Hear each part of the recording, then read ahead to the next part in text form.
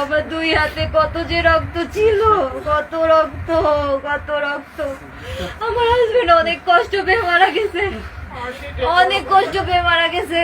আমি জীবনে ভুলতে পারবো না, আমার সারা জীবনের আক্ষেপ থাকবে। আমি আমার শাশুড়ির হাতে পায়েও ধরে বলেছিলাম যে আমার একটু সংসারটা করতে দেন। আমার শাশুড়ি আমাকে সংসার করতে দেয়নি।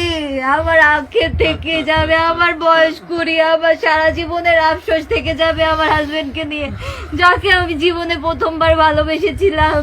আমার স্বামীকে, তাকে নিয়ে আমার সংসার করা হলো না।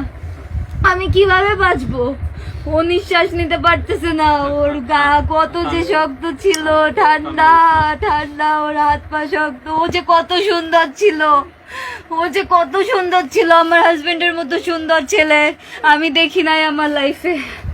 ও আমাকে এসে জড়িয়ে ধরবে না। ও যাওয়ার আগে আমাকে একবার বলেও গেল না, যাওয়ার আগে আমার একবার হাগও করলো না, জড়িয়েও ধরলো না। ও নিজের মতো চলে গেল। কত অভিমান, কত কষ্ট নিয়ে যে ও চলে গেল।